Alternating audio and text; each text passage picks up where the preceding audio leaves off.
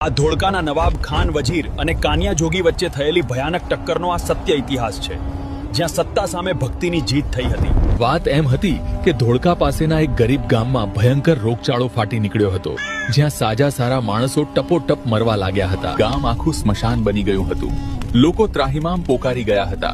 કોઈ પોતાનું સ્વજન ગુમાવી રહ્યો હતો, પણ કોઈ રસ્તો જડતો નહોતો. ત્યારે એક વૃદ્ધ સાધુએ રસ્તો બતાવ્યો કે વગડામાં કાનિયો જોગી મેલડીમાંની ભક્તિ કરે છે, ત્યાં જાઓ, એ જ તમને ઉગારશે. ગામ લોકો દોડતા કાનિયા જોગીના આશ્રમે પહોંચ્યા અને કરગરવા લાગ્યા. કાનિયાની વિનંતીથી માં મેલડીએ આજ્ઞા કરી, ગામ ફરતે 4 દોરા બાંધો અને મારા લીમડાના પાન છાંટો.